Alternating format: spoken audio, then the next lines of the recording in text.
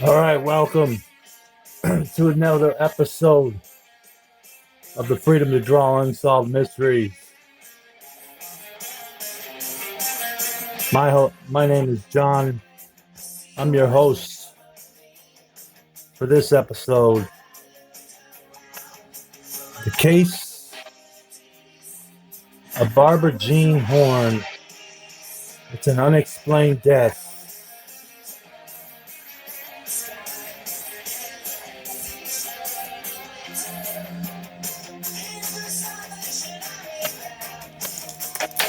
And as always,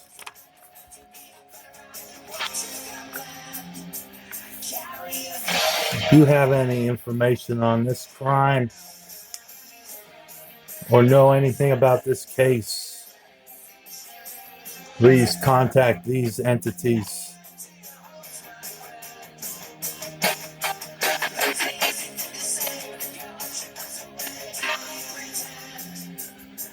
All right, what we're going to do is we're going to draw Barbara Jean and tell you a little bit about her story.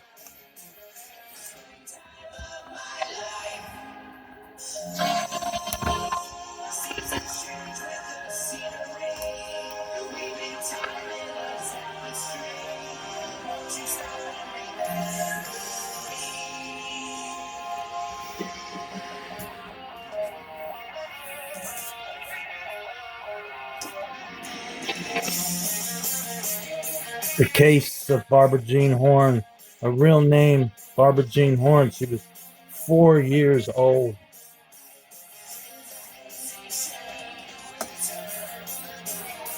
No known nicknames. The location was Philadelphia, Pennsylvania. The date was July 12, 1988. The case details as we draw little Barbara Jean. 4-year-old Barbara Jean Horn was the only child of Sharon and John Fahy. They lived in the northeast section of Philadelphia.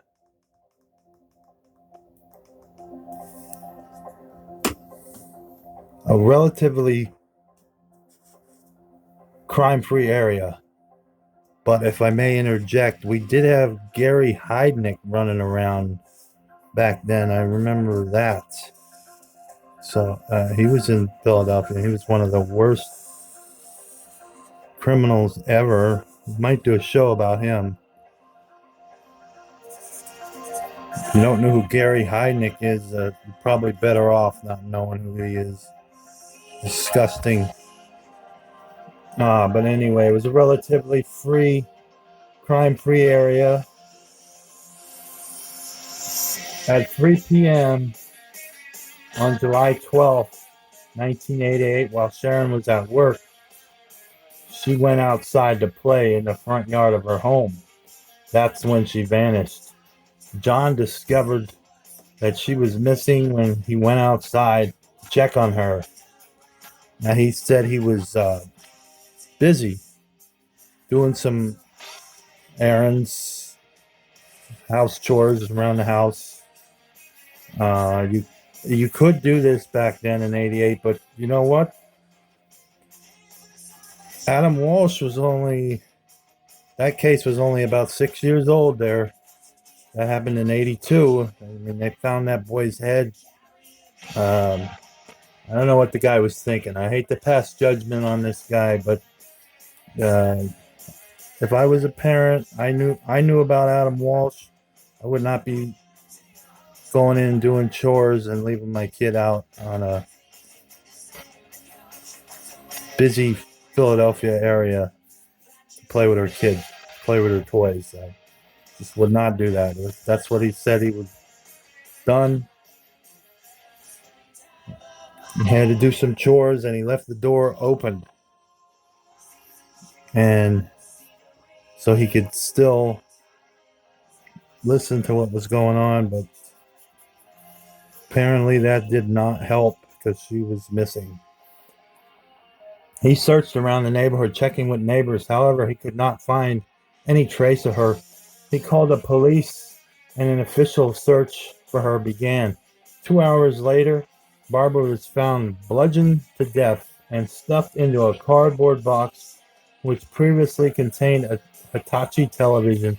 It was placed next to some trash cans 2 blocks from her home. It could be the only clue to solve her murder. And now the interesting thing about that is I watched some documentaries about this, and there was witnesses. There was an eyewitness that provided the sketch of this man here. This was the eyewitness sketch of that man. That neighbor saw that man try to put a box across the street from his house, and he actually confronted him, and he said, "Hey, the trash has already been collected. You can't leave that there." And this is how cunning the killer was. He was this witness. I don't recall his name, but he actually was face to face with the killer. He put the box down and proceeded to light up a cigarette and engage in small talk with the witness. They talked for about several minutes, and then he picked up the box and went on his way.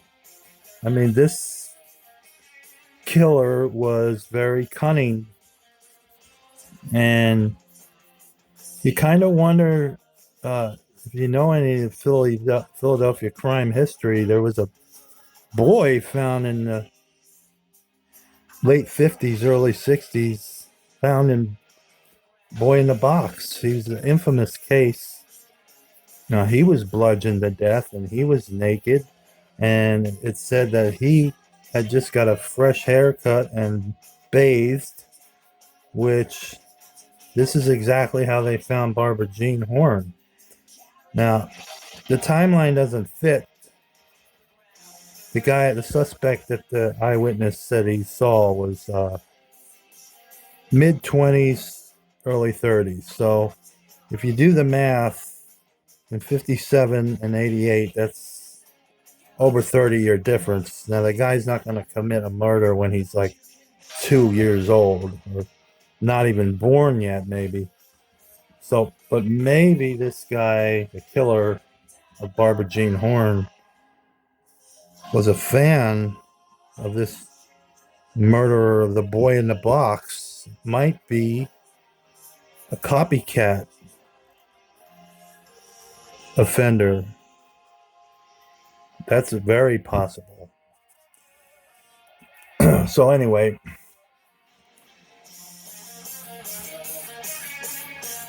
her body was placed next to some trash cans 2 blocks from her home. It could be the only clue to solve her murder. The suspects, 4 eyewitnesses, observed a suspicious man at St. Vincent Street and Castor Avenue carrying a cardboard box.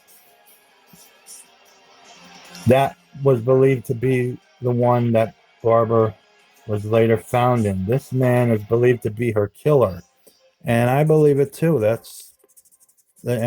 sketch is the man that did it. They did have him as a suspect, a guy that looked just like him, and I don't recall the guy's name, but basically with that was when they interviewed him and stuff like that, they found fingerprints and they took his fingerprints. The guy that looked like this sketch, they took his fingerprints, and his fingerprints did not match the box, so they just let him walk. But that guy there is her killer. And there was a guy, I can't remember the name of him, but he was their first suspect, and I believe that was the first one was the one. They should have pursued that. Extra notes in this case. This case aired for the first time on November 16th, 1988. It was a unique segment where Robert Stack interviewed the lead investigator of that homicide. There were no reenactments involved in this, probably because it just had happened. but they felt like they needed to get it out there. Uh, it was also featured on Death Row Stories. The results, it was unresolved in 1992. Authorities re-interviewed people from Barbara's neighborhood. One of the individuals interviewed was her neighbor, Walter Ogrod. Now this guy, his mother died when he was young, and then his father took over taking care of him. And his father was very abusive towards him. And there actually was a murder that took place in his basement, which prior to what happened to Barbara Jean, prior to 88. So again, I'm not casting judgments on the father, the stepfather guy, but there was a murder. He lived across the street from Barbara Jean. There was a murder that happened across the street. And he chose to go in and do chores, house chores, and leave the door open. Let your kid out there all alone. I don't know. I never would have done that. And I'm a parent. Never would have done that. So Walter Ogrod, when he began giving conflicting information to police, they confronted him about it, and he broke down and confessed to killing her. He told investigators that she had come over to play with a young boy who was living with his family. He claimed that he lured her to the basement and tried to sexually assault her. When she tried to fight back, he struck her repeatedly with a metal rod from a weight set until she died. He claimed that he washed her, wrapped her in a towel, placed her in a box, and then disposed of both several blocks away. When shown a picture of the box, he identified it and as the one he placed her in. After he signed a confession, Ogrod was arrested and charged with Barbara's murder. He allegedly confessed the crime again to a jailhouse snitch.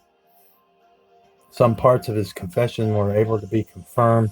Medical examiner determined that her body had been washed and the injuries inflicted on her were consistent with those coming from a metal rod. Photographs taken in '86 showed that the weight set with the metal rod was in the basement of Ogrod's home. Also, authorities had determined that the box came from a family that shared a driveway with Ogrod's. In '93, Ogrod went on trial for Barbara's murder. So they talk about Ogrod, but we will talk about him in another episode, which is probably going to be tomorrow's. There's going to be two parts to this. This is a very intriguing and horrific case.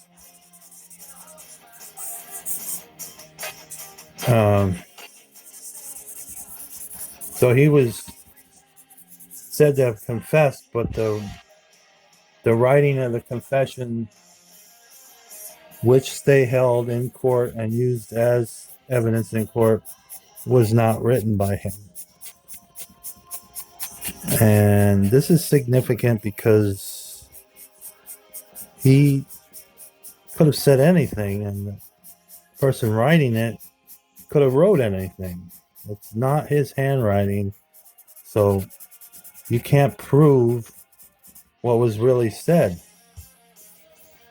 I mean, he could have been saying, I shit rainbows, and then writing something else.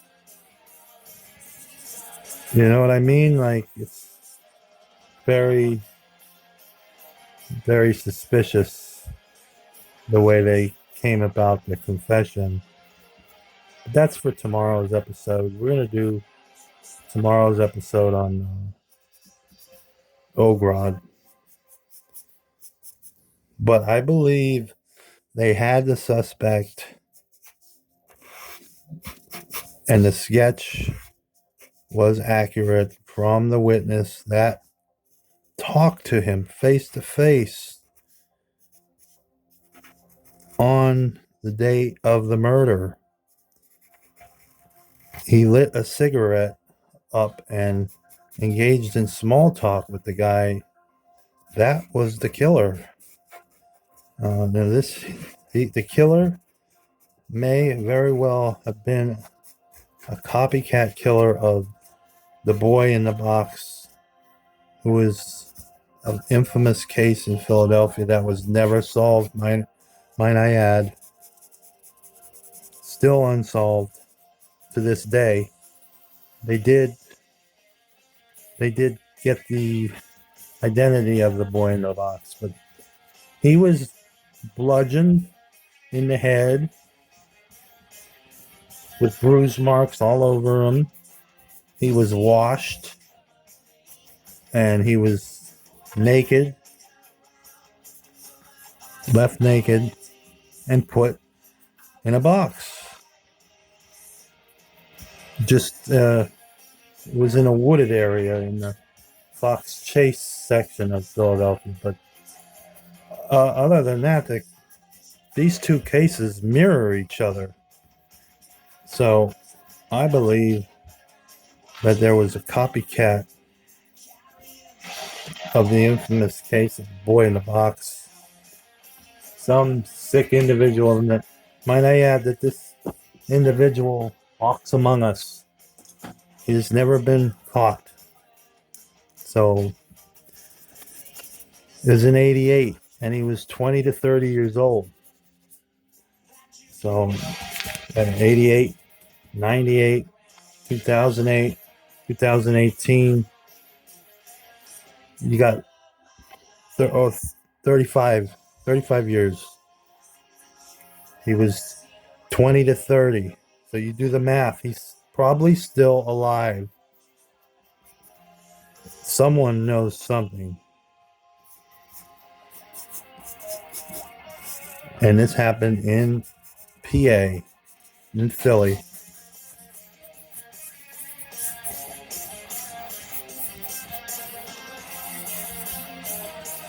This little girl needs justice.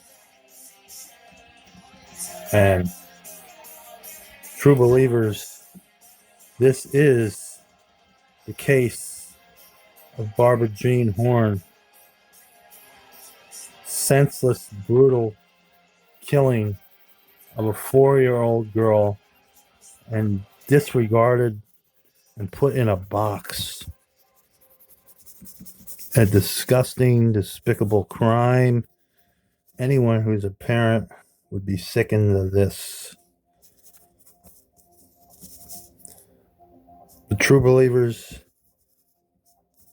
like I said earlier, this is the case of Barbara Jean Horn. And if you have any information, please contact these entities.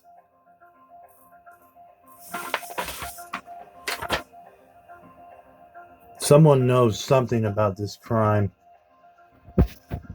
and perhaps you could solve a mystery of an unexplained death. True believers, peace out.